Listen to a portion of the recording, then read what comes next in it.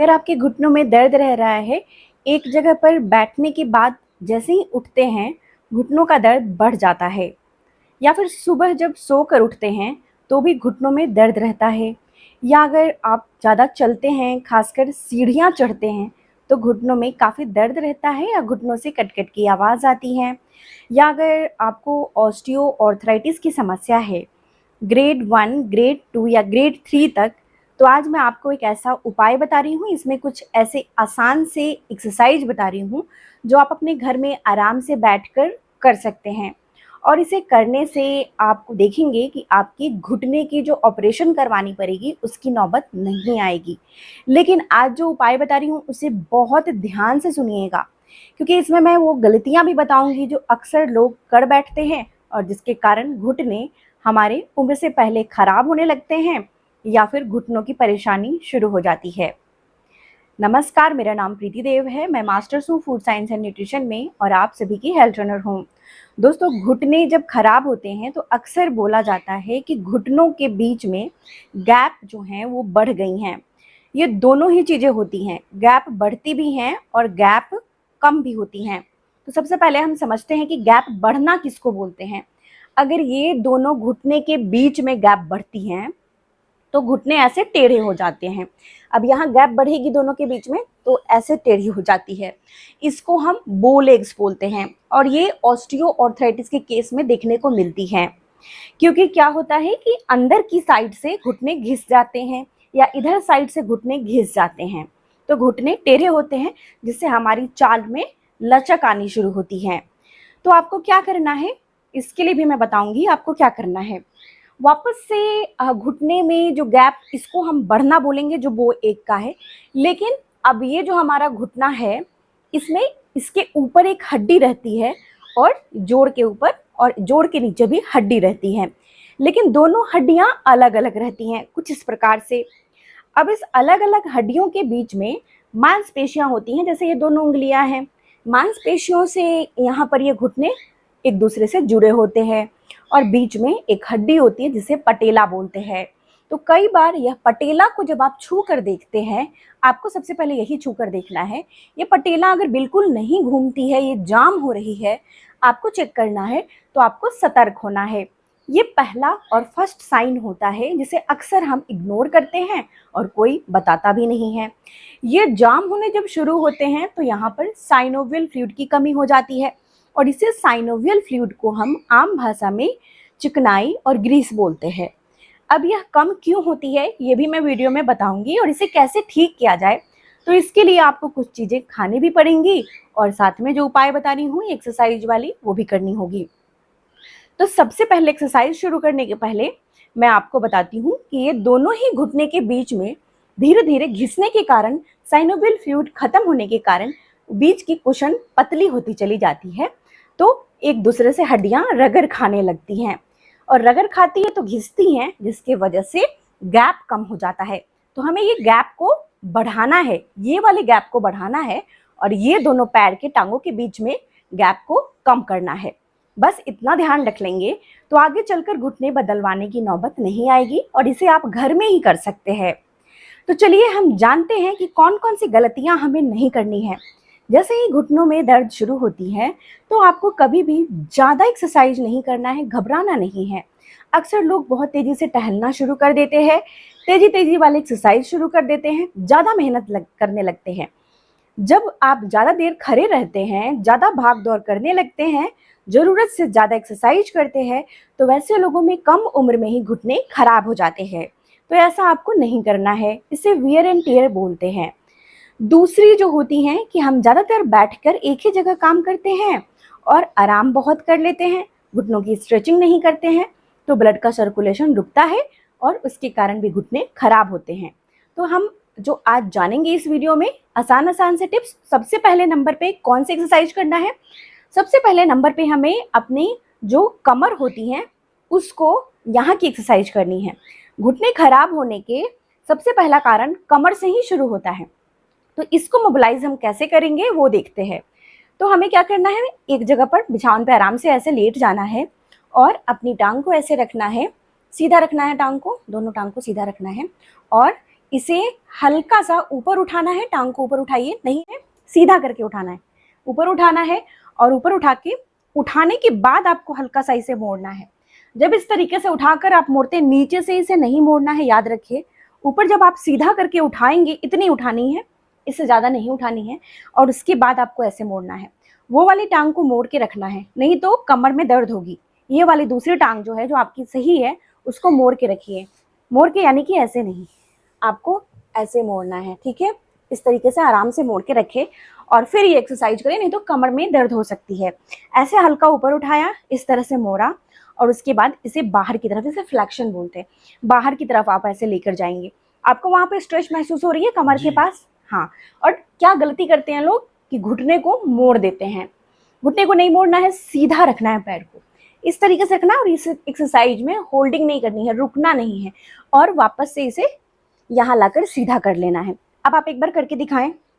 ऊपर उठाइए, हल्का सा घुमाइए और बाहर की तरफ, हल्का बाहर, पूरा नहीं, लेकर जाइए और वापस से रुकना नहीं है, आपको यहाँ रखकर सीधा कर लेना है।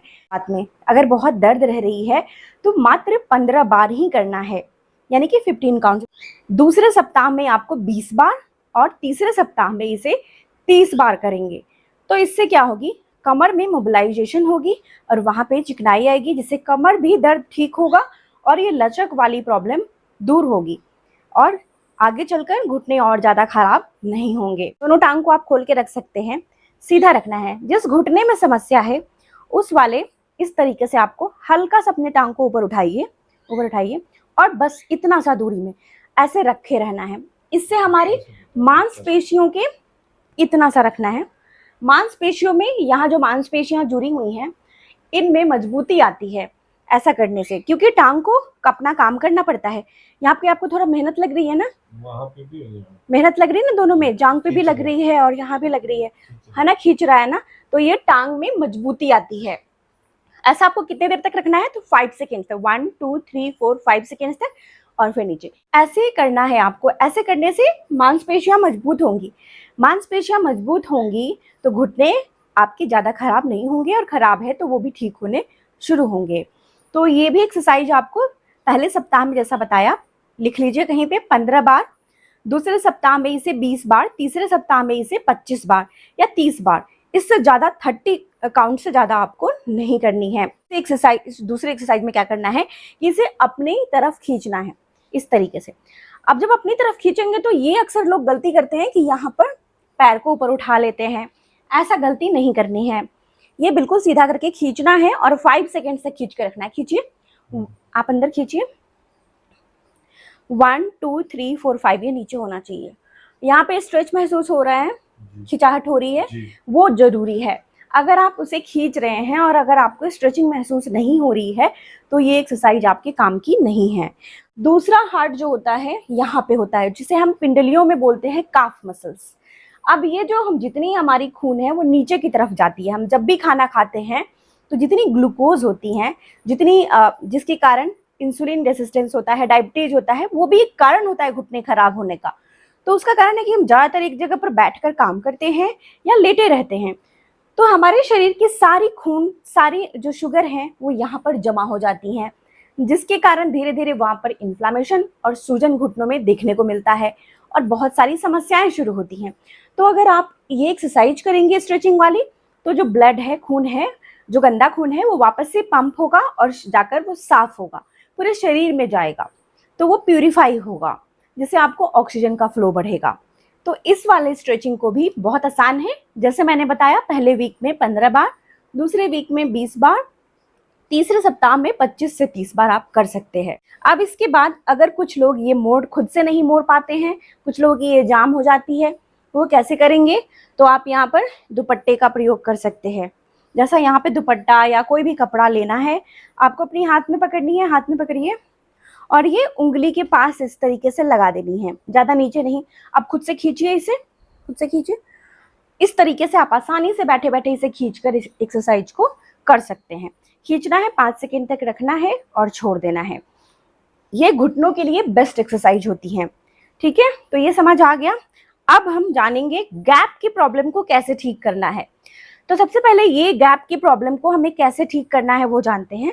तो इसके लिए 2 उपाय बहुत बेस्ट है, वो करना है। पहला कि एक कुशन या तकिया इस तरीके से होगा, अपने घुटने के बीच में रखिए और इसे प्रेशर देते हुए अंदर की तरफ दबाइए। इस तरीके से दबाना है, 5 सेकंड तक रखना है, घुटना नहीं मुड़ना चाहिए। ये गैप है, बताओ। हाँ, ये दोनों में ज्यादा गैप बढ़ गई है, घुटने टेढ़े हो गए हैं, तो ये इस तरह से कुशन आपको बीच में रखना होगा और दबाना होगा। दबाइए और छोड़िए। आप लेट के बैठ के इसे कर सकते हैं। इस तरीके से दबाना है, 5 सेकंड रखना है होल्डिंग और छोड़ना है इस तरीके से, ठीक है। तो इसे भी आपको इसमें इंक्लूड करनी है। अब जिनको ऑस्टियोआर्थराइटिस रहती है, वो यहाँ पे गैप जो होती है वो ज्यादा बढ़ जाती है। इस तरीके से आप हाथ घुसाएंगे तो गैप आपको आराम से हाथ जाएगी, ये गैप बढ़ जाती है। इसके कारण आपको चलने में परेशानी होती है और तकलीफ होती है। तो आपको क्या करना होगा, यहाँ पर अगर आप पतला सा ऐसे अगर दुपट्टा मोड़ के डाल देंगे तो ये आपको काम नहीं करेगा। इसके लिए आपको कोई मोटे कुशन होने चाहिए, तो इसको इस तरीके से हम डालेंगे इसके पैर के नीचे, ताकि ये आराम से फिट बैठे। अब आपको क्या करना है कि अपने घुटने को नीचे दबानी है, घुटने को दबाइए। तो जब घुटने दबाएंगे तो एरी उठनी चाहिए ऊपर, एरी उठाना, एरी उठनी चाहिए। देखिए हील यानी कि एरी ऊपर उठना चाहिए। दबा के 5 सेकंड रखना है, दबाइए, प्रेस करिए और ऊपर उठाइए। इस तरीके से 5 सेकंड, 1 2 3 4 5 और फिर से नीचे, फिर से दबाइए वहां पे और ऊपर रखिए 1 2 3 4 5। आपकी अगर आपकी ग्रेड 3 या ग्रेड 2 पे भी है, शुरुआत किए हैं, तो पहले ये भी करना है। कुशन लगा के रखना है। ये एडवांस वाली बता देती हूँ, जो ग्रेड 1 में है, जिनको घुटने में दर्द शुरू हो गई है, कुशन यहीं पे लगाना है। और जब आप इसे उठाएंगे, एरी उठाइए ऊपर, आप इसको अपनी तरफ खींचना है, यानी कि 2 एक्सरसाइज एक साथ मिक्स करनी है। तो ये एडवांस आ गई, तो ये अभी नहीं करनी है। अगर आपका ग्रेड 1 है तो कर सकते हैं, और नहीं तो आप 1 महीने बाद इसे करिए, ठीक है। तो ये एक्सरसाइज एडवांस लेवल पे जाएगी। 3 4 5 सेकेंड और फिर सीधा, फिर नीचे छोड़ दीजिए। तो ये करनी है। इसके बाद एक और इसमें करनी है कि कुशन को यहाँ पे काफ पे रखना है, ठीक है। और आप घुटने को हल्का हल्का नीचे दबाने की कोशिश करिए। नहीं कुछ हो रहा है, बहुत प्रेशर नहीं देना, तो ऐसे हाथ से हल्का नीचे, जिनकी टेढ़ी है इसे बहुत जोर से नहीं, आप अपने हाथ से नीचे दबाइए। हाँ, घुटने जब दबाएंगे तो एरी उठनी चाहिए। आप अपने हाथ से हल्का हल्का घुटना दबाइए, जिनके घुटने टेढ़े हैं वो नहीं दबते हैं ना। हाँ, इस तरीके से आप देख सकते हैं कि एरी उठ रही है, देखिए इस तरीके से।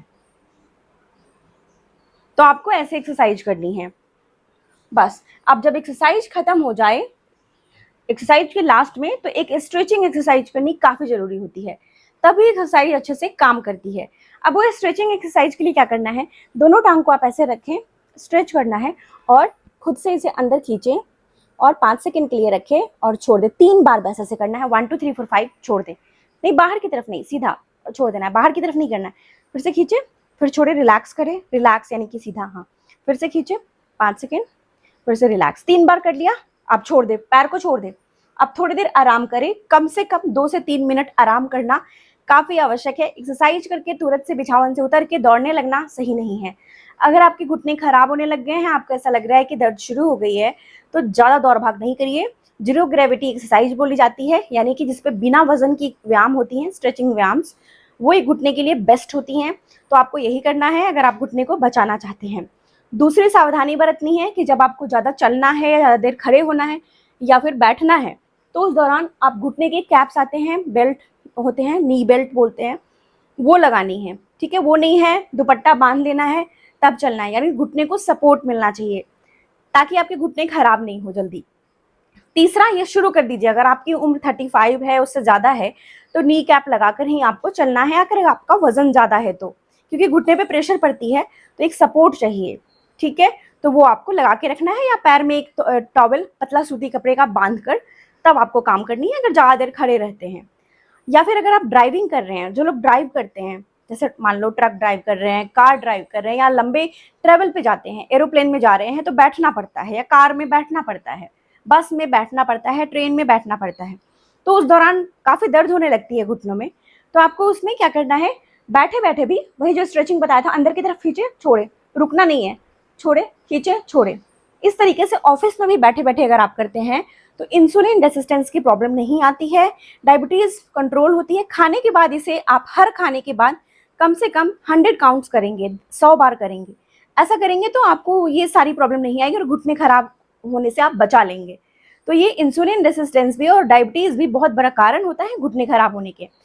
ये सारे एक्सरसाइज ना ही सिर्फ आपके ये प्रॉब्लम्स को दूर करेंगे, डाइजेशन को इम्प्रूव करेंगे, पाचन को बढ़ाएंगे यानी, और साथ ही आपके शरीर में ब्लड प्यूरिफिकेशन होगा और घुटने में चिकनाई भी बनेगी। अब क्या क्या चीज़ों को खाना चाहिए वो भी जानना जरूरी है। खाने के लिए आप अलसी के बीज का प्रयोग करें, फ्लैक्स सीड्स। भुने हुए 1 चम्मच अलसी के बीज में ओमेगा 3 फैटी एसिड होता है जो चिकनाई को बनाने में यानी कि साइनोवियल फ्लूइड को बनाने में मदद करती हैं। इसे छाछ या दही के साथ खाइए। साथ में आपको पानी का अच्छा सेवन करना है। खाना पीना संतुलित खाइए, कोई भी ऐसा रिस्ट्रिक्शन नहीं है। आप खाना जो घर में खाते हैं वही खाइए। हेल्दी है आपके लिए, बाहर का खाना खाने से बचिए, रिफाइंड चीज़ों से बचिए, और ओवर वर्क से बचना है और बहुत ज़्यादा आराम करने से भी बचना है।